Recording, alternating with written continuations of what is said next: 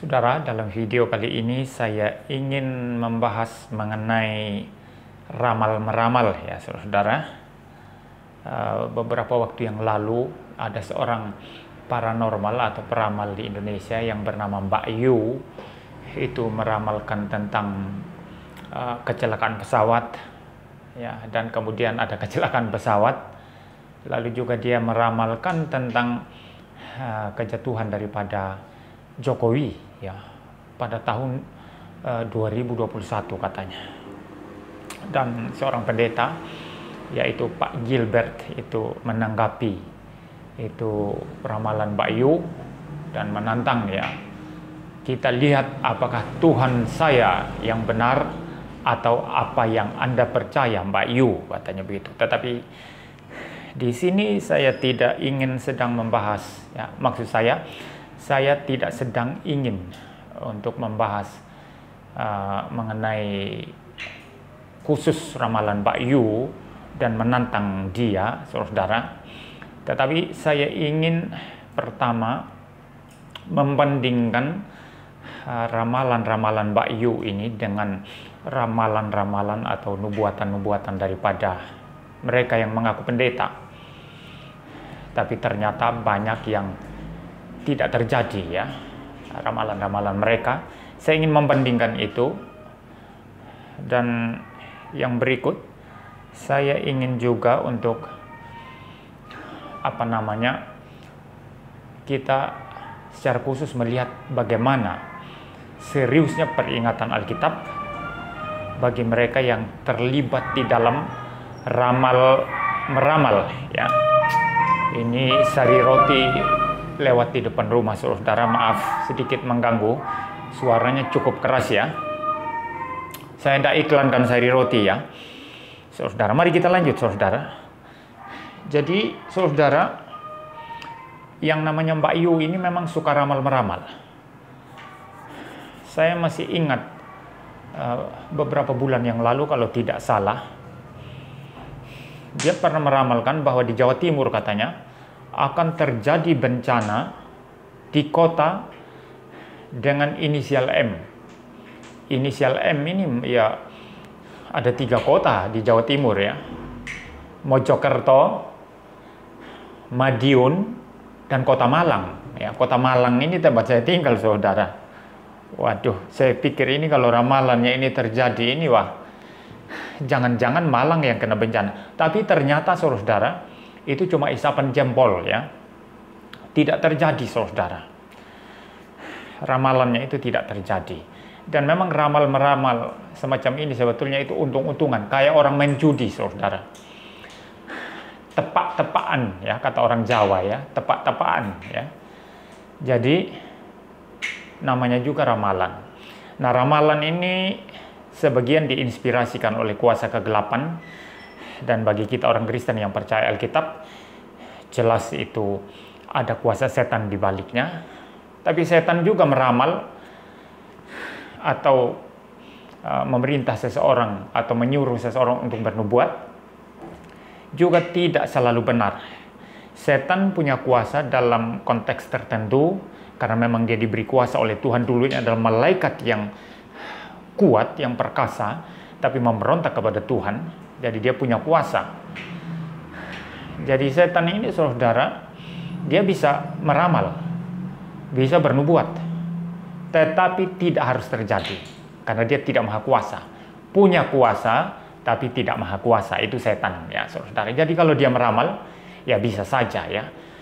Dan orang-orang yang dipakai setan ini untuk ramal-meramal kadang-kadang bisa tepat ramalannya, itu bisa. Tapi juga sebagian saudara, di samping ada kuasa kegelapan, peramal-peramal memang ini mereka menggunakan kekuatan analisis pikiran ya. Saya juga bisa menganalisis sesuatu kejadian dan saya bisa berkata ujung atau akhir kejadian ini akan seperti ini. Dan beberapa kali saya mencoba memprediksi, misalnya melihat rekan kerja lalu lihat pelayanan dan hidupnya, dan saya memprediksi bagaimana akhir pelayanannya. Ya kadang-kadang saya bisa saudara. Kita mempunyai kemampuan intelektual untuk menganalisis ya. Rasio untuk menilai, menganalisis segala sesuatu, lalu kemudian memberi kesimpulan saudara. Jadi bisa ya. Jadi yang namanya Mbak Yu ini, itu ramalannya ada yang kelihatan benar. Saya katakan kelihatan benar, saudara. Ya, saya tidak mau mengatakan pasti benar ya. Ada yang kelihatannya benar seperti pesawat kemarin. Ada yang ternyata tidak terjadi ya. Kota M itu mana? Nggak, sampai saat ini nggak ada ya. Itu sudah berbulan-bulan yang lalu, saudara. Saya sudah lupa juga itu. Ada bencana di kota M itu nggak ada, saudara. Lalu ramalannya Jokowi jatuh pada tahun 2021. Ini baru bulan Januari. Kita tunggu saja nanti sampai akhir Desember ya.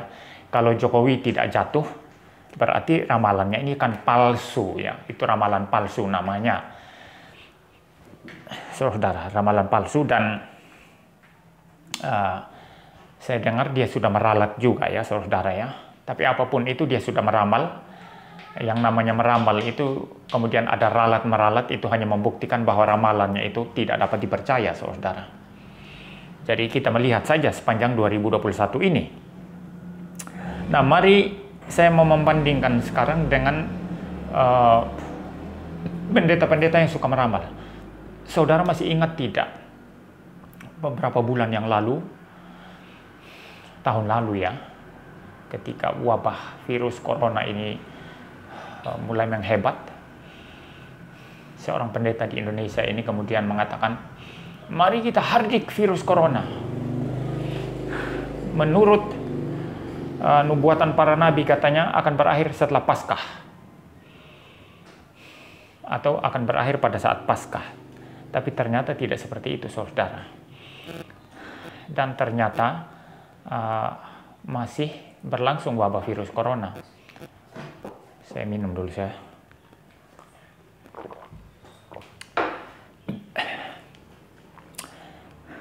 Lalu pendeta Stephen Tong kemudian meng-counter ya, mengatakan itu palsu ya, pemalsuan terhadap Kristus. Dan saya kira pendeta Stephen Tong benar ya.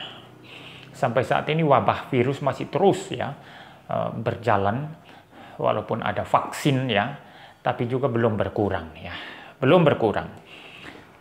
Penderita COVID-19 masih terus meningkat. Ini hanya membuktikan ramalan pendeta itu palsu. Dan ada banyak pendeta-pendeta khusus dalam kalangan karismatik yang suka sekali bernubuat, suka meramal, suka sekali mengatakan Tuhan Yesus berkata kepada saya dan lain sebagainya, saudara. Tapi kemudian terbukti bahwa ramalan mereka itu palsu. Benny Hinn sudah berulang-ulang itu meramalkan kedatangan Kristus dan terbukti semuanya palsu. Saudara, terbukti semuanya palsu. Nah, bernubuat atau meramal ini, saudara, itu hanyalah pekerjaan para nabi. Khusus dalam Alkitab itu para nabi perjanjian lama yang dipakai Tuhan. Dan bagian paling penting di dalam ramalan mereka adalah ramalan yang bersifat mesianik, meramalkan tentang kedatangan Tuhan Yesus ya. Lalu juga ada aspek eskatologisnya, akhir zamannya. Itu yang paling penting dan itu terjadi semua. Ini pekerjaan para nabi, bernubuat dalam pengertian meramal. Tapi semua nabi palsu itu meramal tidak terjadi. Ada yang terjadi ya, tapi saya katakan tadi, setan pun bisa ya untuk menggunakan kuasanya meramal, tapi tidak selalu benar ya. Mungkin banyak tidak benarnya karena setan tidak maha kuasa. Nah, saudara-saudara, kita lihat beberapa ayat Alkitab sekarang. Di Imamat 19 ayat 31 dikatakan, Imamat 19 ayat 31, sebentar ya saudara. Dikatakan di sana, janganlah kamu berpaling kepada arwah atau kepada roh-roh peramal. Janganlah kamu mencari mereka, dan dengan demikian menjadi najis karena mereka. Akulah Tuhan Allahmu. Alkitab mengingatkan jangan cari peramal. Jangan mencari peramal. Jangan najiskan diri dari mereka.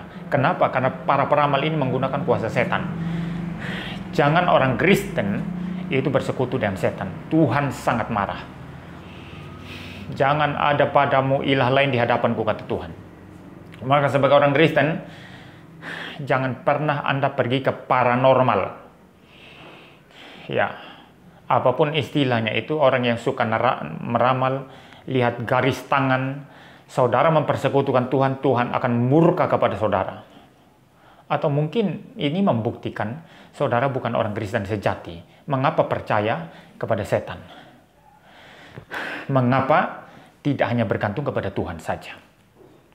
Saya menghindarkan diri dari segala macam kerusakan, termasuk yang disebut budaya atau adat istiadat, tapi yang ada hubungannya dengan okultisme, saudara. Saya potong, termasuk bagaimana anak saya lahir, ya. Saya tahu ada adat istiadat, ada budaya yang harus dilakukan, tapi jikalau saya tahu itu ada unsur okultisme atau kuasa kegelapan, saya potong. Saya tidak main-main, saudara. Saya berani untuk berdebat dengan famili atau keluarga, atau bahkan keras berdebat, ya. Saya tidak takut, saudara. Jadi kita hanya mempertuhankan Tuhan, Allah Yehova, Allah Tritunggal, yang sudah menyatakan diri di dalam Tuhan kita Yesus Kristus. Ini peringatan, ya. Mari kita melihat sekarang yang kedua, Yesaya 8 ayat 19. Yesaya 8 ayat 19 dikatakan, dan apabila orang berkata kepada kamu, mintalah petunjuk kepada arwah dan roh-roh peramal yang berbisik-bisik dan komat kamit, maka jawablah, bukankah suatu bangsa patut meminta petunjuk kepada Allahnya? Atau haruskah mereka meminta petunjuk kepada orang-orang mati bagi orang-orang hidup? Jadi saudara, jangan pergi ke peramal, termasuk yang meminta petunjuk arwah-arwah orang mati, ya. Seperti apa, ada namanya permainan apa, jailangkung, ya. Panggil arwah, ya. Itu istilah jailangkung itu apa, saudara? Datang tidak diundang, pergi tidak diantar, ya. Kira-kira begitu, saudara. Orang Kristen jangan, saudara. Jangan melibatkan diri dengan hal-hal sedemikian. Tuhan murka. Karena orang percaya patutlah bertanya kepada Allahnya, berdoa kepada Tuhan, minta dipimpin Tuhan, minta diarahkan Tuhan, apapun yang terjadi, hidup atau mati, ya, susah atau senang, sakit atau sehat, kita harus minta petunjuk Tuhan, saudara, ya. Yang terakhir, akibat bagi mereka yang percaya ramal-meramal, ya. Ini orang percaya. Kalau orang percaya perjanjian lama, orang Israel. Kalau orang percaya sekarang, ya kita orang Kristen, ya. Akibatnya apa, saudara? Imamat 20 ayat yang ke-6.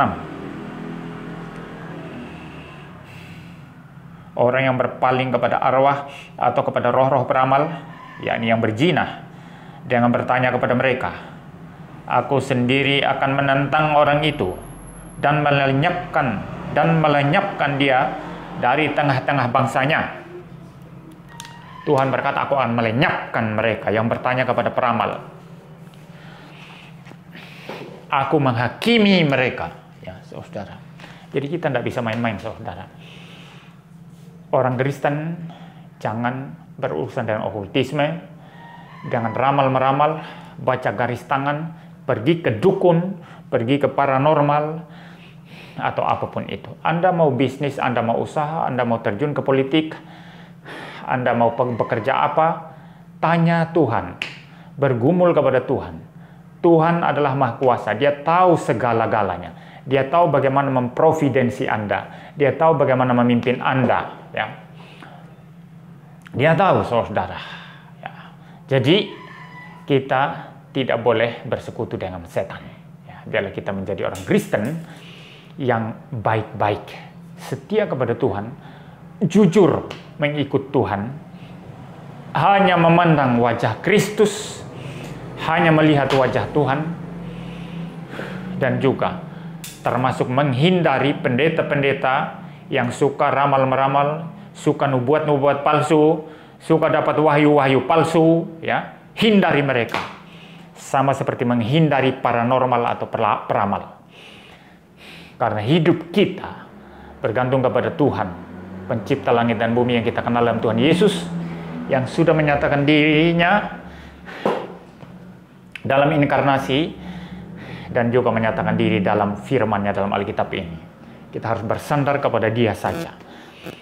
Ya, buang semua pendeta-pendeta palsu yang suka nubuat palsu, ya, suka dapat suara Tuhan palsu, suka melakukan mujizat palsu, buang mereka semua. Kembali kepada Tuhan. Dengarkan ajaran hamba-hamba Tuhan yang sejati. Saudara, dengan demikian kita bersih mengikut Tuhan. Kita bersih laku kita, bersih iman kita, bersih pengetahuan kita, bersih semuanya. Dan Tuhan boleh disenangkan oleh apa yang kita kerjakan. Amin.